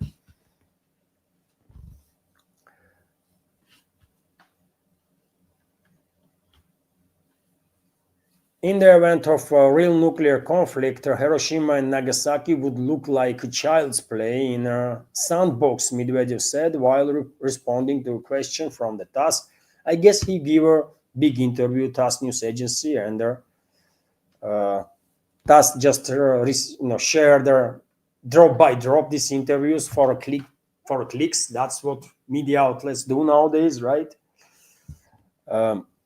Also, Medvedev said United States fears Russia and understands the true cost of a nuclear conflict. That's Russia's guarantee. Medvedev responded to a question of the TASS. I guess Russia's guarantee to avoid direct attack from US. But you know what? I don't know, man.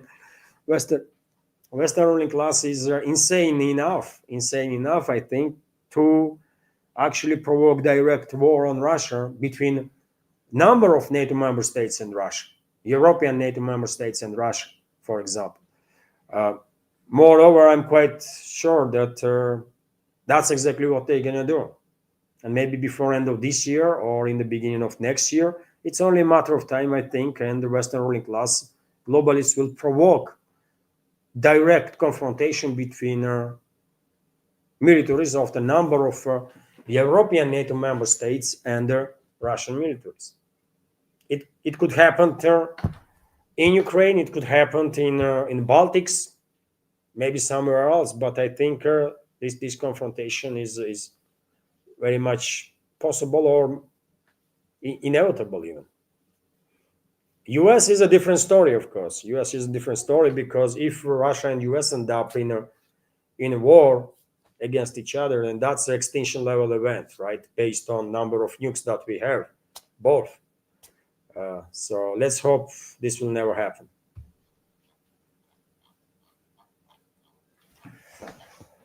I already mentioned that Chinese foreign minister and Iranian foreign minister had a phone conversation today, and while Russian president was very busy also with diplomacy, having talks with the leaders of Gulf monarchies. Important day diplomatically in this regard. I mean, Trump was also making all sorts of statements, but I'm not gonna waste neither your neither my time on most of his statements. Some I did share that, and that's enough, I guess.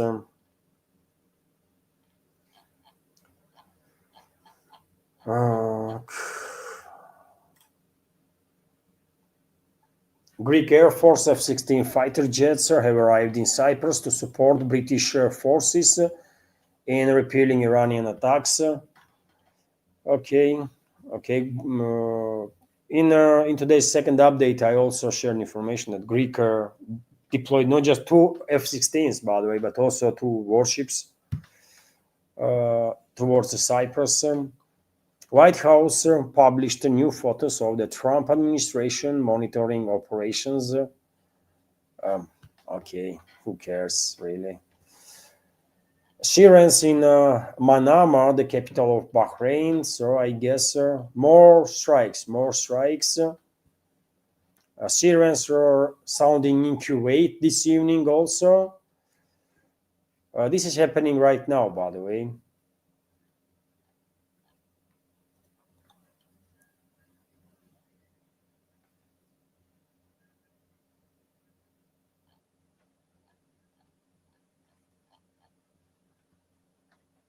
US evacuates embassy in Jordan over the threats.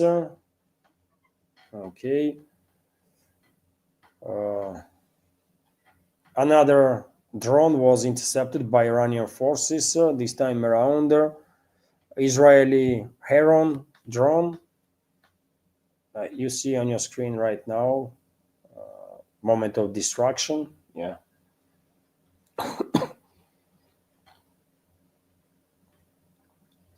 Traffic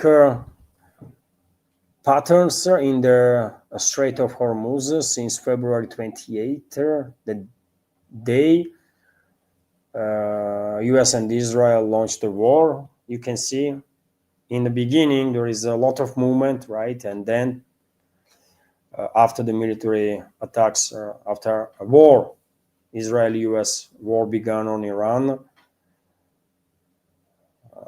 traffic basically was halted.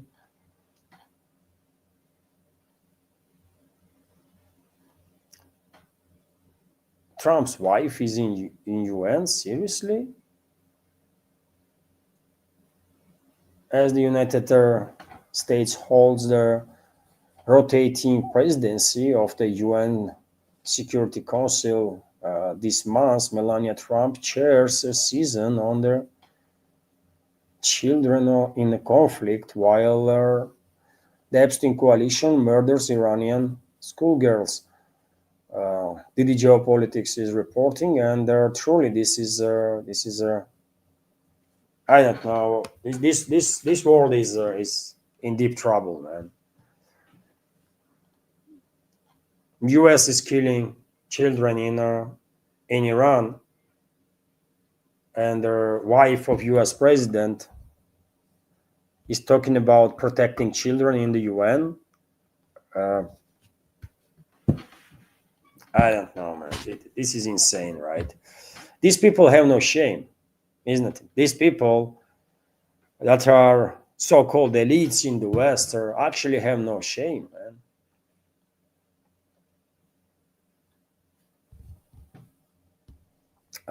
This evening, by the way, just about not even an hour has passed since SETCOM updated its data about casualties of U.S. militaries, and they confirmed they stated that another two U.S. military were dead, were killed as a result of hostilities. So overall number officially acknowledged by the U.S. is 6 killed now and few dozen wounded.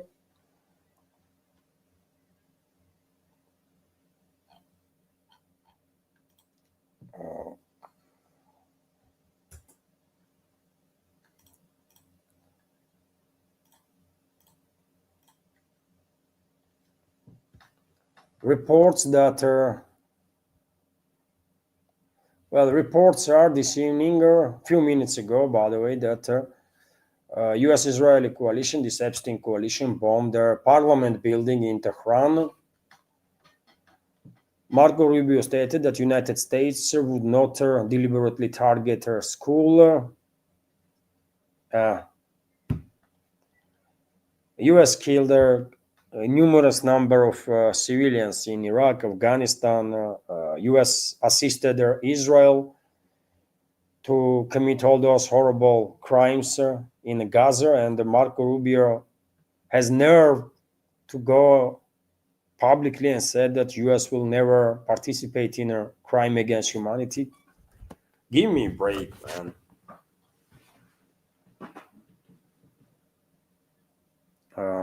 Some images, by the way, from Tehran, explosions, moments of explosions being captured there. So Tehran is under heavy bombing at this point. A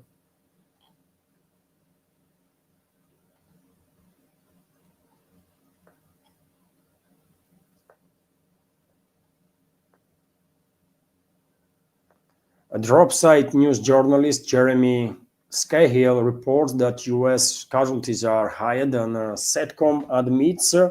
He wrote on his Twitter X page, over the past 24 hours, we have witness that the number of U.S. personnel injured in Iranian attacks in Kuwait is much higher than has been acknowledged.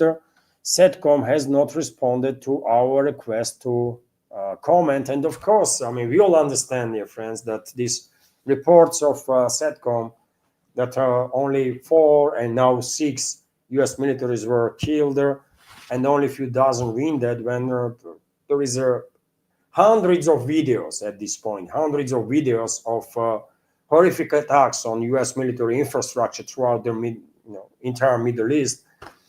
I mean, of course, no one believes on these reports of the SETCOM. Everyone understands that casualty numbers are much higher. How high?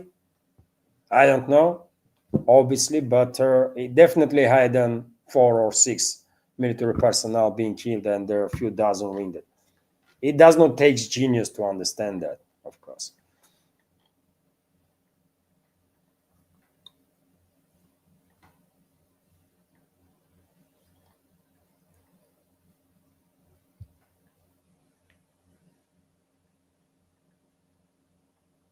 Trump, just a few minutes ago, posted on his True Social. Let's read it together.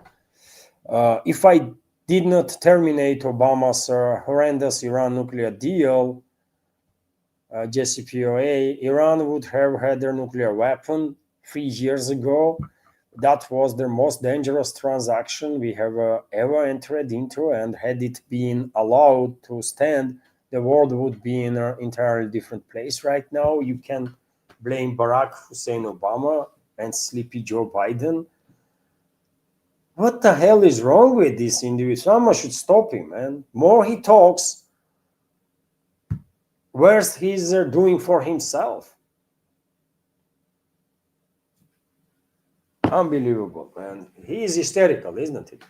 Trump's administration is becoming hysterical because, well, things are, seems like, as of now, at least, right? That, well, things are not going down in a way uh, Western ruling class and US ruling class Zionists were hoping. Right now, you can see video on your screen, dear friends, when it looks like air defense missile malfunctioned, and struck the ground. Clearly, you see, missile is taking off there, and then striking ground. Well, this kind of stuff happens, of course. This is Muwafaq Salti Air Base in Jordan, by the way. So I guess air defense systems of these Gulf states and also Jordan. Jordan is not a Gulf state, of course, but air defense systems themselves of Gulf states and also Jordan and also Israel are exhausted, right? Probably they already used their latest newest missiles, and now they are loading all the interceptor missiles, and well, that's what happens when you're actively using air defense systems, especially with the missiles that are not up to date, to say the least, right? We have seen this kind of instances many times in a Kiev controlled territory, isn't it? Inside the Kiev itself, for example, when Kiev regime's forces are launching inside the city these interceptor missiles, and there was dozens of instances, isn't it? And those missiles were striking high-rise apartment buildings, and everything was filmed. Right nowadays, I mean, there is high chances that all such instances might end up on video, and I have seen myself so many these kind of videos. All of you too, of course. Well, what's going on here?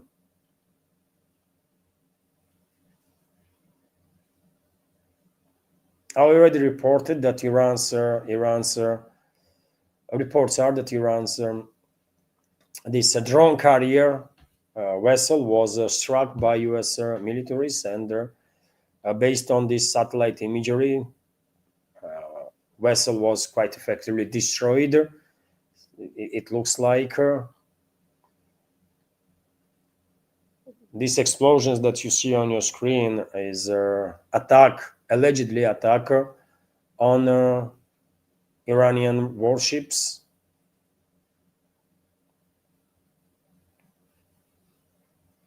This is a naval base, allegedly Konarek naval base, where 3 vessels allegedly were struck and damaged or fully destroyed. Launches of U.S. Tomahawk missiles from, I don't know, this is Arleigh Yeah, it is Arleigh class destroyers. Okay, we have seen this kind of videos many times since the Iraqi war, isn't it? As this Israeli drone destroyed there, well, Zelensky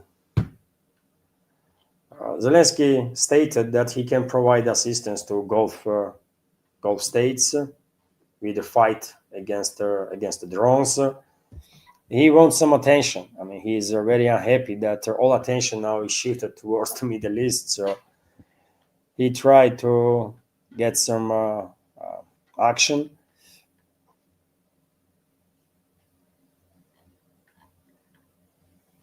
Macron and Merz stated that they are creating combined working group on the nuclear matters. Okay.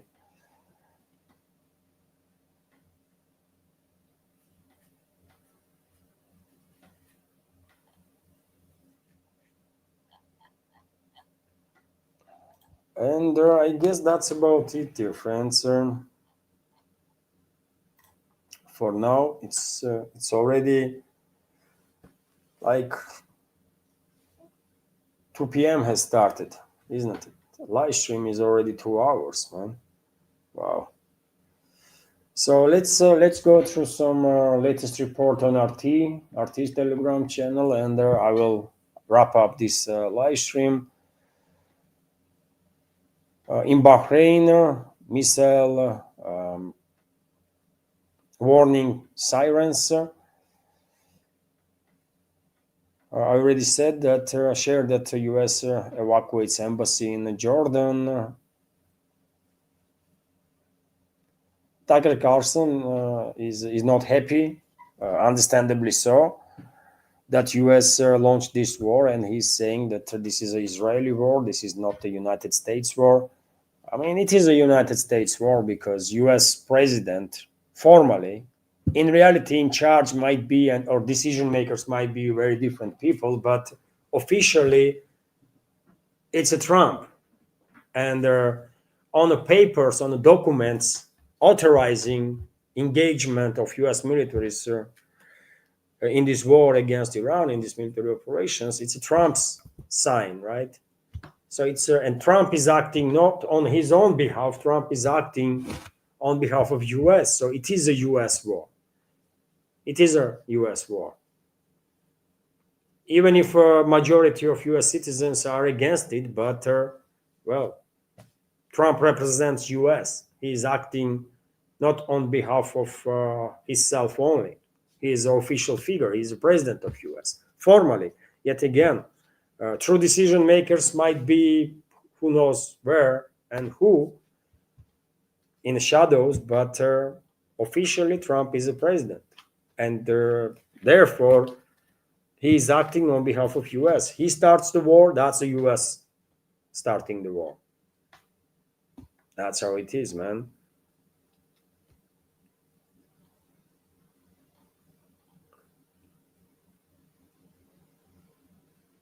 Marco Rubio is threatening Iran that hardest hits are yet to come.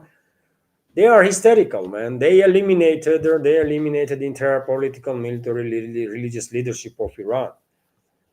And so, from that perspective, they cannot come up with any more hard strikes. If Rubio is threatening Iran that they're gonna go after all the civilian infrastructure, destroy energy supply, destroy water supply, destroy uh, everything else, and try to descend Iran into total chaos. That's a whole different story. And even though they have such an objective, that's exactly what Western ruling class wants. Um, I'm not sure he's referring to that. Probably he's just trying to act tough. That this is nothing. We just began. Tougher strikes are coming. What tougher strike? What you gonna do? You already killed supreme leader of the country. If you kill president of Iran, Pezeshkian, you think that will change anything, really? Someone else will take his place. That's it. If you kill that someone else, then another one will take his place, right? And then another one, and another one. So